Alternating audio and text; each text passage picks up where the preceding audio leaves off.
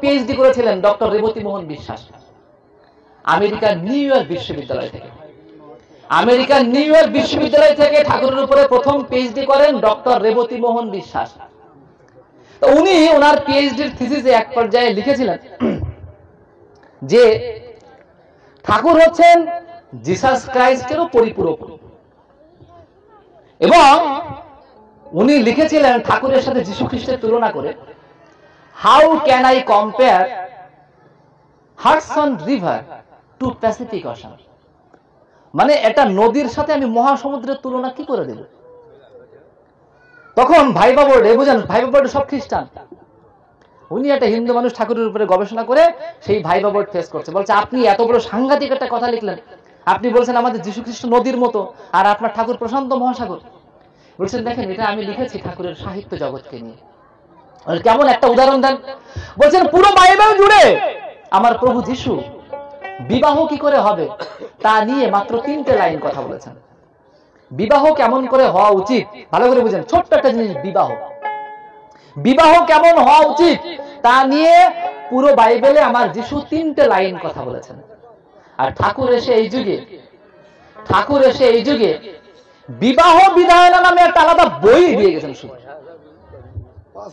একটা বই শুধু বিয়ের উপরে, বিয়ে কেমন করা উচিত, কোন বিয়ে কেমন ফল, কি করলে কি হয় না হয়, বিয়েতে বয়স কেমন হওয়া উচিত, মানে যেন কোনোভাবে, কেন ঠাকুর বলছেন কি দেখো সন্তান হাওয়া থেকে আসে না, একটা সুসন্তান আসে একটা সুবিবাহ থেকে, সুবিবাহ না হলে সুসন্তান হয় সম্ভব না।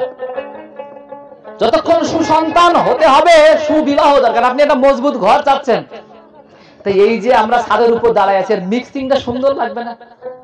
এখন আপনি বালি যা দিলেন, সিমেন্ট যদি ওই অনুপাতে না দেন, বালি দিলেন 10 কেজি, সিমেন্ট দিলেন 200 গ্রাম, তা কাজ হবে নাকি? তাহলে ওর একটা ব্যালেন্স থাকবে না, ওর সাথে রডটাও দেওয়া লাগবে ওই রকম। মানে এই কংক্রিট যদি আপনি না করেন তা সুসন্তান কি করে হবে? ঠাকুর বলছেন দেখো বিবাহকে ছেলে খেলা ভাবিও না, ইহার সঙ্গে তোমার জীবন ও জনন জড়িত। এটা ছেলে খেলা না, পছন্দ হলো দেখা হলো বিয়ে করে ফেললাম না। এমন বহু উদাহরণ আমরা চোখের সামনে দেখছি। ওই 5 বছর 7 বছর ধরে প্রেম করছে, করে 5 মাস 7 মাস থেকে না বিয়ে, মানে বিয়ের পরে 5 বছর ধরে চেনা পরিচয় হচ্ছে। এই যুগের কথা বলছি কেন, এইগুলোই খুব দরকার। না এই জিনিসগুলো না জানলে ওই তথাকথিত ধর্মালোচনা দিয়ে আপনি জীবন যুদ্ধে জয়ী হতে পারবেন না। ঠাকুর এসে ধর্মের মধ্যে এই জিনিসগুলোকে খুব আষ্টপৃষ্টে জড়িয়ে দিয়েছেন। কি বলছেন যে তোমার সাথে দেখা হলো, কথা হলো, তোমার দেখা যাচ্ছে ভালো লাগলো, কি ভালো লাগলো? এখন তো ভালো লাগার সিমটম আলাদা। একটা মেয়ের বাবা, সে দেখে ছেলে কি চাকরি করে, কিচ্ছু না। আর যদি চাকরির উপরে ইনকাম থাকে তাহলে তো কথাই নাই, জামাই 1 নাম্বার।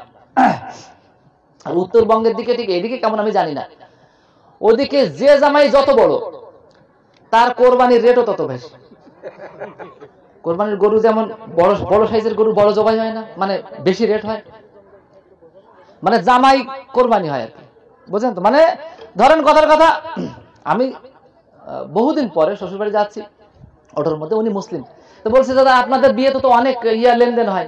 হ্যাঁ তা তো হয়, শুনেছি আমিও। বলে তা আপনি কি করেন? বলে আমি তো ঢাকায় মাস্টারি করি। বলে আর কি করেন? এই যে আপনাদের এই মিলাদ টিলাদ পড়াই বিভিন্ন জায়গায়। বলে তাহলে তো আপনার ভালোই রেট। বললাম কত রেট হতে পারে? বলে আপনারা তো মোটামুটি 15-18 লাখ টাকা দিছেই। বললাম বাহ ভালোই তো, এত রেট আমার জানতাম না তো, আমি যাই ভালো হয়েছে। তারপরে কি বলে সোনা? বলে তো 6-7 ভরি সোনা তো দিছেই। দেখেন অবস্থাটা কোথায়। কেন এই কথা বলছি? এটা বাস্তবতা চিত্র বলছে। এই বাস্তবতার চিত্র থেকে ঠাকুর এসে বলছেন পণ প্রথা যে পাপ, তাই এখনো পর্যন্ত আমরা আমাদের রন্ধ্রে রন্ধ্রে ঢুকাতে পারিনি। ঠাকুর সমাজ সন্দীপনায় না হলো সমাজ সন্দীপনা একটা বই আছে, এরকম বড় বই, তার মধ্যে না হলো 50টা বাণী আছে এই যৌতুকের বিরুদ্ধে। কিন্তু আমরা তো জানি না, পড়ি না, বুঝি না। এখন কথা হচ্ছে কি, দরকারও নাই, আমার যৌতুক টুতুক লাগেও না। আমাদের ওই সুকারুদ আছে, আলোচনা করে খুব সুন্দর, কয় কি যে মেয়ের যদি বিয়ের খুব চিন্তা হয়, টেনশন হয়, তা কাজ করো 2000 টাকা দিয়ে একটা ফোন কিনে দাও। এখন 2000 টাকায় টাচ ফোন হয়, খুব টেনশন, মেয়ের একটা টাচ ফোন কিনে দাও, ওর বিয়ে ওই করে নেবে, তোমার কোনো টেনশন নাই। তাকে বিয়ে হয়, আর ওতে কি সংসার হয়, আর ওই সংসারে কি সুখ হয়? আমরা দেখতে পাই খুব বেশি হয় না। হ্যাঁ, কালে ভদ্রে গান্ধর্ব বিবাহ যে নিয়ম নেই তা না, কিন্তু সেই গান্ধর্ব বিবাহের ক্ষেত্রে মনে রাখতে হবে আমি গান্ধর্ব বিবাহ যে সবচেয়ে বড় উদাহরণ, সেই উদাহরণটা নিয়ে আজকে এই প্রসঙ্গে কথা বলছি। দুষ্মন্ত আর শকুন্তলা। দুষ্মন্ত ছিল কিসের সন্তান? ক্ষত্রিয় রাজার সন্তান।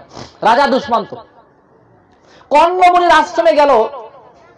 আশ্রমে গিয়ে আশ্রম কন্যা শকুন্তলাকে পছন্দ হয়ে গেল। ভালো করে দেখেন এর পরের লাইনটা কি। পছন্দ হওয়ার পরে হঠাৎ করে রাজা থমকে গেল। থমকে দাঁড়িয়ে ভাবছে, ব্যাপার কি? আমি ক্ষত্রিয়ের সন্তান, আশ্রমের কন্যা মানে তো ব্রাহ্মণ কন্যা, ওকে দেখে আমার ভালো লাগলো কেন? এই প্রশ্নই তো আসে না, পরের কথা। মানে এখন তো সব প্রশ্ন আসবে। মানে রাজা ভাবছে একে দেখে, আমি ক্ষত্রিয়ের সন্তান, আমার ভালো লাগছে কেন? না না না, আমার এই ভালো লাগা তো ঠিক না। কিন্তু কেননা রাজা তার সাধনার উপরে জোর আছে, সেও তার রাজা হলেও সে তার নিত্য সাধনা নিয়মিত করে, তার নিজের চরিত্রের উপরে তার কোনো কলঙ্ক নেই, তার নিজের আত্মবিশ্বাস আছে। ওই যেমন প্রথমে গল্প দিয়েছিলাম না যে আমার মায়ের আত্মবিশ্বাস ছিল। কোন মা? ঈশ্বরচন্দ্র বিদ্যাসাগরের মা জানতো যে ছেলে ফিরবে, আর আমার মা জানে না আমার ছেলেটা কেমন হবে। আমার মা বলে কি, দাদা বুঝতে পারলাম না ছেলেটা কে চায় না কি করে, তার মানে আমি ওকে পৃথিবীতে আনিনি, ও ওর ইচ্ছায় আসছে। আমি যদি চেয়ে আনতাম ভগবানের কাছ থেকে, ও ঠিক ওই রকম হয়ে আসে। ঠাকুর বলছেন ক্ষমতাটা মায়ের কাছে, কিন্তু মা যদি না চায় তিনি দেবেন কি করে? আন্দাজে সন্তান হয়। কেন এই কথা বলছি? বলছিলাম দুষ্মন্তের কথা, শকুন্তলার কথা। দুষ্মন্ত পরে ভাবছে না, তাহলে আমার মধ্যে যদি কোনো কলঙ্ক না থাকে, নিশ্চয়ই ওই মেয়ে ক্ষত্রিয়ের সন্তান। ঠিকই আশ্রমে গিয়ে খোঁজ নিয়ে দেখে ও আশ্রমে পালিত সন্তান, ওর বাবা রাজা ছিল। কেন বলছি? এই চারিত্রিক গঠন। ও কিন্তু এমন না দেখা হলো, হ্যাঁ মানে ওই কি জানি লাভ এট ফার্স্ট সাইট, ভারী এক কথা, মানে দেখা হলো আর নিয়ে দৌড় দিলাম না। ও দেখা হওয়ার পরেও ওটাকে বিচার করে মিলিয়ে নিয়েছে যেটা আসলে কতটুকু দরকার আমার জীবনে। কেন বলছি এটুকু দরকার? ঠাকুর বলছেন কুমারী বয়স থেকেই মেয়েদেরকে নারীর নীতি, নারীর পথে পড়াতে হয়। ওগুলো পড়িয়ে তাদেরকে এমন ভাবে উপযুক্ত করতে হয় যেন আমি কোন সংসারে আমার মেয়েকে পাঠালে ওই সংসারের মানুষ ভাবে স্বর্গের থেকে কোন এক দেবী এই সংসারে আসছে। তা করতে গেলে তো আমাকেও তাকে তার মতো রকমে গড়ে তোলার আগে নিজেকেও গড়ে উঠতে হবে। আর কি উপায়? ঠাকুর বলছেন নিজের জীবনে মাতৃভাবকে প্রতিষ্ঠিত করতে হবে, অন্য কোনো উপায় নেই। ওমা, এই জগতের সব কিছুর সমাধান মায়েদের কাছে আছে। এই জগতে এমন কোন সমাধান নাই যা মাতৃশক্তির কাছে পরাজিত হয় না। মনে রাখবেন, যত অসুর দেবতা যাই থাকুক না কেন, ওই সবার উপরে কিন্তু দুর্গতি নাশিনী দুর্গা। তার জগতে সমস্ত দেবতার শক্তি নিয়ে তৈরি হয়েছিল কে? মা দুর্গতি নাশিনী, ঠিক না ভুল?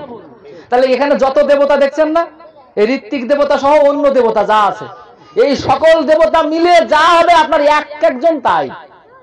কি মনে করছেন নিজেকে? এত সোজা না আপনারা।